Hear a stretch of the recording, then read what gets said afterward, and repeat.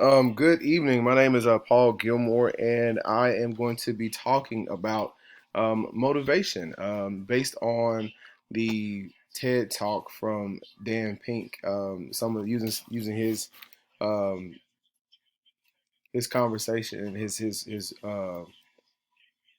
his conversation to kind of guide my presentation. So there are two different types of, well, not really rewards, but there are two different types of things that Dan talks about.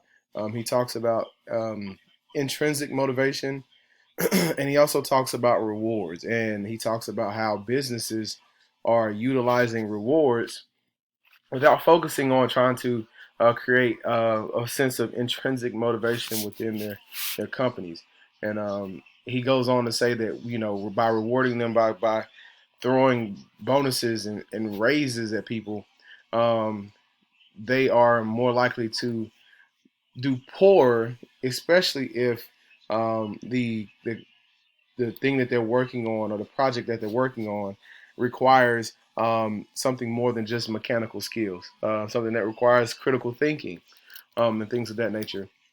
And that's what the 20th century motivation works, but only in a few circumstances, only when it is something that is like mechanical, where there is a cut and dry if then statement and or reward. The goal is pretty much cut and dry. There isn't any kind of critical thinking that is required. Then rewards can work.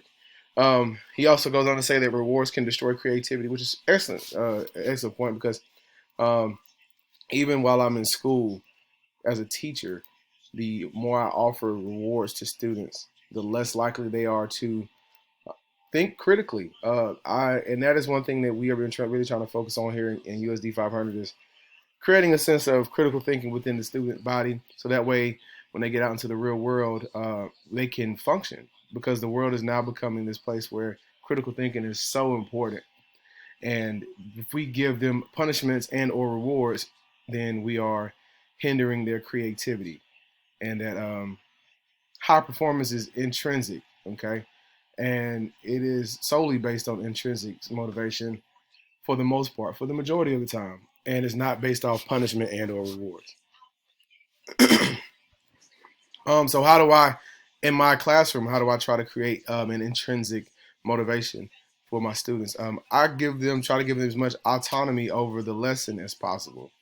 Considering the fact that I am a PE teacher, I give the students the opportunity to create modifications to the workouts and or the exercise that we're doing for the day.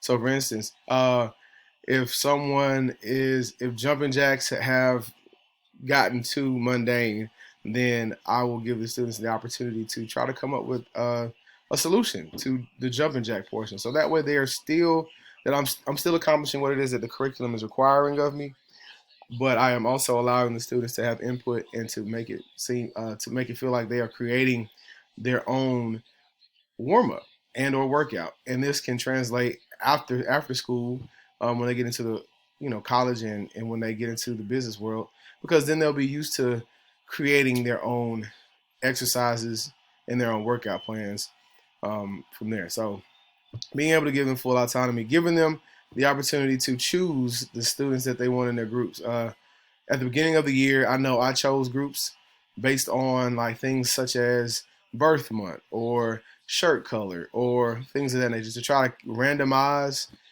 the students as much as possible, almost as so they can get to know one another.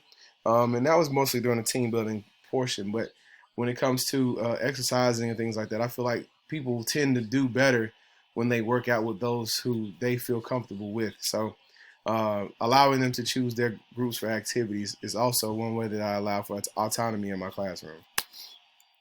Mastery. So we have standard based curriculum in Kansas City, Kansas Public Schools, and so that way I always have to post the standards on the board, and it has to be visible before every class. So that way the students know where they are in comparison to what is considered a 4.0 or mastery. Um, and in the participation of the class, we have skills that are practiced every day. So That way, students can be successful. Um, those students can be successful and can compare what it is that they have done for that day to those particular goals, which are 4.0. And then those same skills that we practice are often reinforced, are reinforced in the games that we play. So this past week we were doing ultimate frisbee. So we practiced the skill of throwing a front hand and a backhand pass, as well as catching with two hands and one hand. So and then we played a small modified game um, of ultimate frisbee, and it reinforced what they learned.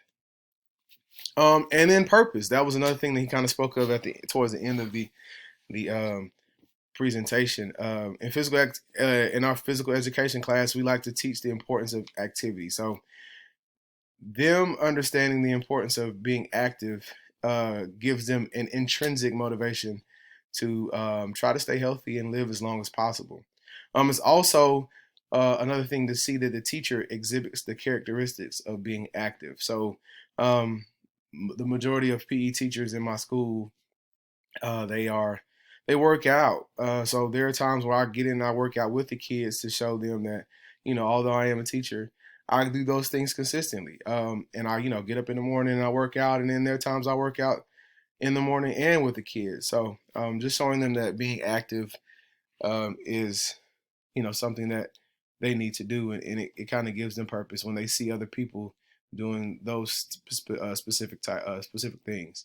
And then those skills that we practice also create purpose. So when they start seeing that the things that we do and the things that we go over translate to the activities that we perform, it also creates purpose too. So that they feel like they're doing something that is important, as opposed to just doing something just to waste time.